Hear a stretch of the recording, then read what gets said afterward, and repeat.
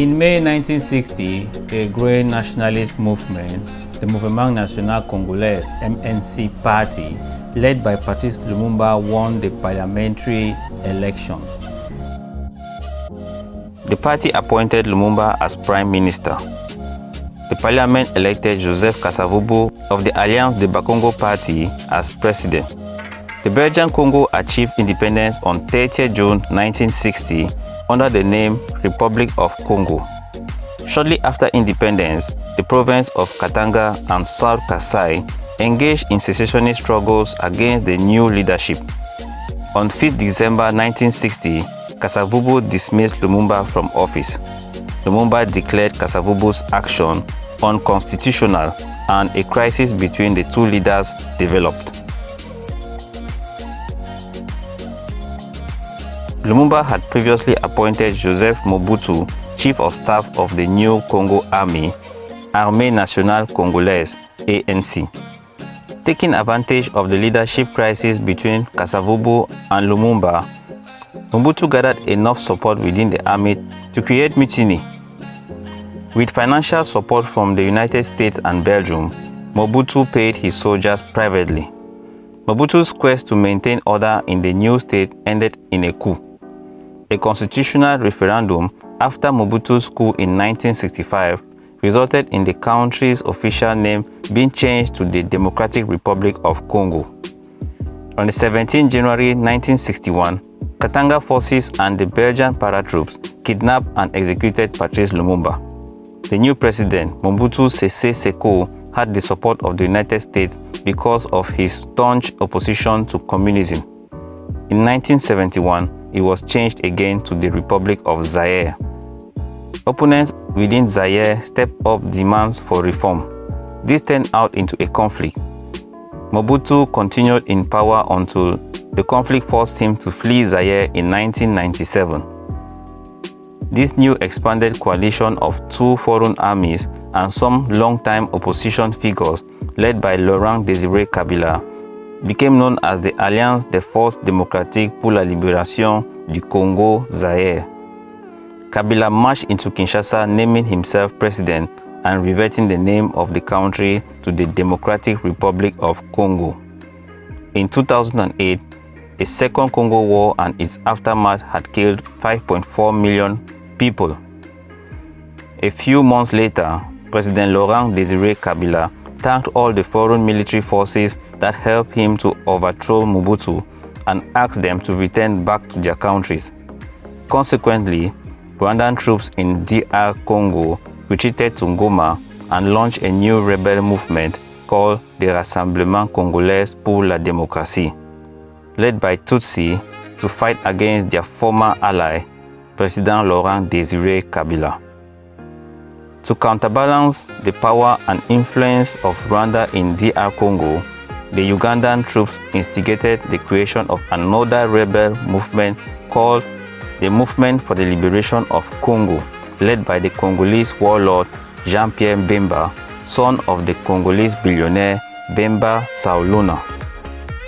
Kabila was assassinated in 2001 and was succeeded by his son Joseph, who, upon taking office, called for multilateral peace talks to end the war. UN peacekeepers, MONUC, arrived in April 2001. D.R Congo had a transitional government until the election was over. A constitution was approved by voters, and on the 30th July 2006, the Congo held its multi-party elections since independence in 1960.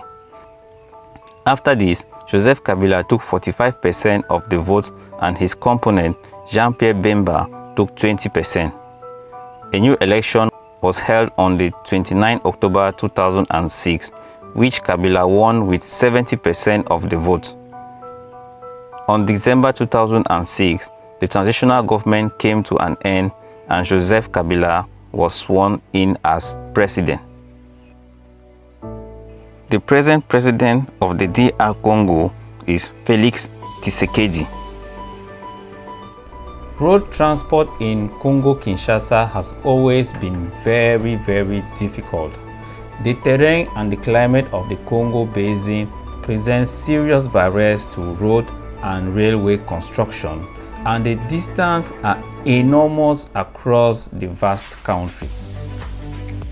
On the other hand, Congo Kinshasa has thousands of kilometers of navigable waterways, and traditionally water transportation has been the dominant means of moving around approximately 2/3 of the country. The fuel supply system was also badly affected. Consequently, out of Kinshasa, Matadi and Lubumbashi, private and commercial road transport almost non-existent, and traffic is scarce even where roads are in good condition. Air transport is the only effective means of moving between many places within the country. Compared to other African countries, D.R Congo has a large number of small domestic airlines and air chartered companies. In the east, some stretches of paved road, isolated bridges and impassable sections have been turned into airstrips. In the past, primary school education was neither compulsory nor free, and many children were unable to go to school because their parents were unable to pay for the enrollment fees. Parents were customarily expected to pay teachers' salaries. The education system in the D.R Congo is governed by 3 government ministries: the Ministry of Primary, Secondary and Professional Education, the Ministry of Higher Education, and the Ministry of Social Affairs. The education system in the D.R Congo is similar to that of Belgium. In 2002, there were over 19,000 primary schools serving 160,000 students, and 8,000 secondary schools serving 110,000 students. Kinshasa is home to several high-level education institutes, covering a wide range of specialties from civil engineering to nursing and journalism. Most of them are of international standards. Some of the big cities have universities which are named after them, such as University of Ngoma, University of Lubumbashi, University of Kinshasa. There is also an Academy of Fine Arts in Kinshasa. So that was it about my overview on the Democratic Republic of Congo. Remember, the Democratic Republic of Congo is also known as Congo Kinshasa, and it is the second largest country in Africa. Kinshasa is the capital city. Kinshasa is also the second largest francophone city in the world, although Lingala is a widely used spoken language.